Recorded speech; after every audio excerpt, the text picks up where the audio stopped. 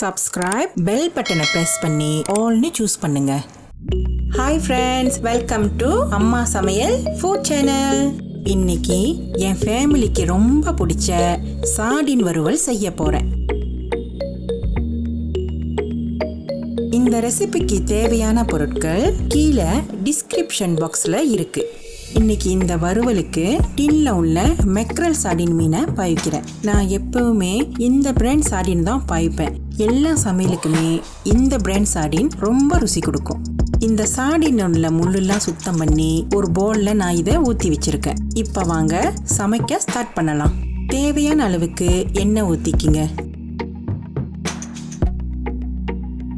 1/2 teaspoon சிறு சீரகம், 1/2 teaspoon கலந்த தாளிப்பு, இது ரெண்டையும் சேர்த்துக்குங்க. இது கூட வெட்டின 2 பெரிய வெங்காயம், 1 கைப்பிடி அளவு கருவேப்பிலை,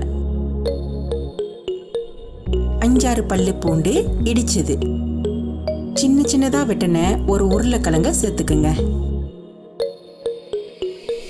லேசா வதக்கி விட்டுட்டு காய்ந்த மிளகாவை சேர்த்துக்குங்க. இது கூடயே பச்சை மிளகா, சிகப்பு மிளகா வெட்டி சேர்த்துக்குங்க. 5-6 ஊசி மிளகாவையும் போட்டுக்குங்க. எல்லாத்தையும் சேர்த்து நல்லா வதக்கி விடுங்க. வெங்காயம் பொன்னிறமாகிற வரைக்கும்.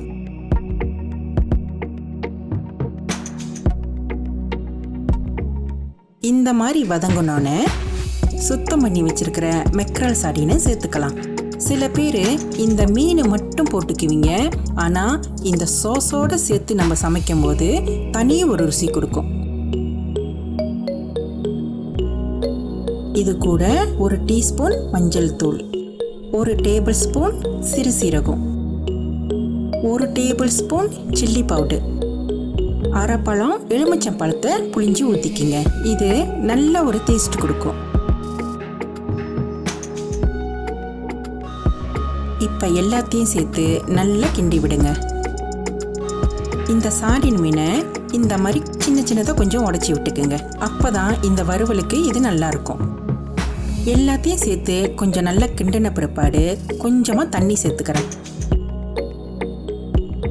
இதில் தேவையான அளவுக்கு உப்பு சேர்த்துக்குங்க.